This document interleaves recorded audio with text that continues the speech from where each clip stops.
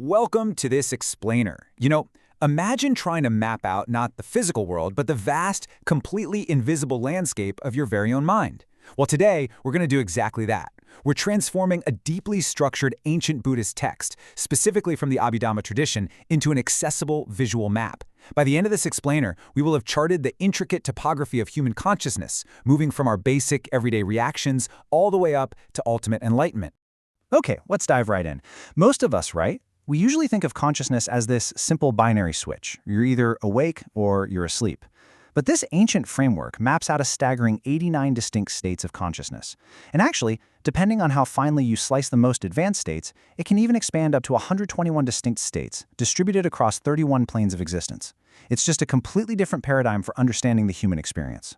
To keep from getting lost in all this data, we're going to treat this text like an atlas. We'll be taking a quick tour through 4 specific spheres of consciousness, starting with the everyday sense sphere, moving up to the fine material sphere, entering the formless sphere, and finally, ascending to the supramundane states. All right, so we begin our climb at the very base of the mountain, Section 1, the everyday sense sphere, also known as Kamavachara. This everyday sphere is where we spend the vast majority of our lives. It's a sphere encompassing 54 distinct states across 11 different planes of existence. But here's what's actually really surprising about this ancient psychology. It's incredibly optimistic. Look at how this breaks down. The largest chunk of our mind's potential here is actually made up of 24 beautiful, or sobhana states. That is literally double the number of the 12 unwholesome states. The remaining 18? Well, those are categorized as rootless. Think of them as just functional, mechanical moments, like basic seeing or hearing. So, even in our mundane, everyday reality, our capacity for beautiful states heavily outweighs the negative ones. Pretty cool, right? But let's zoom in on those 12 unwholesome or akusala states for a second. The text meticulously categorizes these by their specific psychological roots. Out of the 12 negative states we can slip into, a massive 8 of them are driven strictly by greed or attachment. Anger and ignorance, they only account for 2 each. To put that into perspective, it really highlights how the bulk of our daily mental distress just comes from wanting things we don't have or fiercely clinging to the things we do. And the sheer depth of this Abhidhamma system is brilliantly laid out in this hierarchical flow map from the original text. It shows us that every single one of those 54 states isn't just some vague abstract concept. No, they are heavily cross-referenced. The text literally defines each state by the specific feelings it evokes. Is it joyful? Is it displeased? It asks if the thought was prompted by someone else, or if it just popped up unprompted. It even categorizes whether the state is tied to true wisdom or wrong views. It is basically an incredibly precise matrix of human behavior.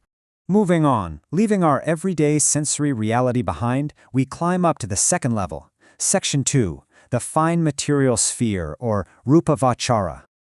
Now, this sphere is all about intense mental focus. We're totally leaving behind the physical senses here to encompass 15 highly concentrated states of mind spread across 16 planes of existence. And these 15 states are perfectly symmetrical. They divide cleanly into 3 categories: wholesome, resultant, and functional. Within each of those 3 branches, you'll find 5 progressive levels of deep meditative concentration, which are known as jhanas. Let's actually look at how this builds. As a person progresses upward through these 5 jhanas, the mind becomes increasingly refined by letting things go. Notice how the mental factors literally drop away step by step.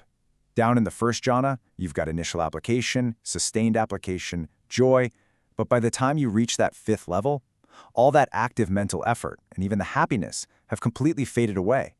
What's left is nothing but pure equanimity and absolute one-pointedness of mind. In this case, less is literally more. Continuing our ascent, things get deeply profound as we enter the 3rd level, Section 3, the formless sphere, or Arupavachara.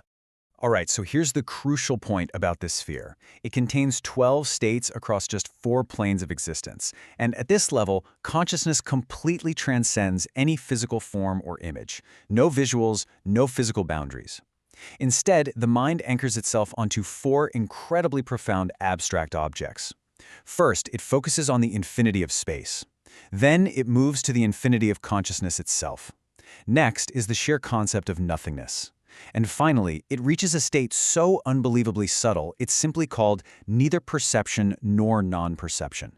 I mean, we are right at the absolute edge of what can even be called an experience here. This flowchart from the original source text structures all of this beautifully for us. It shows exactly how those four profound, formless concepts repeat systematically. Whether the mindset is a wholesome state, a resultant state, or a purely functional state of an enlightened being, the objects remain exactly the same. So 3 categories times 4 formless objects gives us those 12 totally unique, highly abstract mental experiences. And that brings us to the ultimate peak of our map, the absolute summit of this psychological mountain, Section 4, the supermundane states, or Lukuttara Chitta. This level completely transcends the world as we know it, consisting of 8 highly advanced states of enlightenment. The text cleanly and, honestly, very elegantly, divides them into 2 parallel tracks. On the left side, we have the active path consciousness. Think of this as the mind in the exact fleeting moment of breaking through to a new stage of enlightenment, from stream entry all the way up to full arahatship. And then juxtaposed on the right side is the fruit consciousness. This is the resulting, stabilized state of actually having attained and resting in that profound liberation. It's the journey and the destination, perfectly mapped out side by side. Now, before we wrap up, I actually want to jump all the way back down the mountain for just a second to highlight something deeply human, and frankly kind of charming. Hidden way back in the everyday sense sphere numbers, buried amongst all this highly technical data, there is actually a very specific, mathematically defined state called the smile-producing consciousness of arahants. It's a rootless functional state dedicated entirely to the gentle, joyful smile of a fully enlightened person. I just love that. Even at the absolute heights of cosmic detachment, this massive framework makes specific room for a simple, genuine smile. To conclude our tour of this incredibly detailed map of the mind, I want to leave you with a practical thought. You see, the Abhidhamma wasn't just meant to be a dry theory. It was designed as a tool for extreme self-awareness. So, as you go about the rest of your day, really take a moment to ponder this. Out of all 89 beautifully categorized states of consciousness we've just mapped out together, which one are you experiencing right now?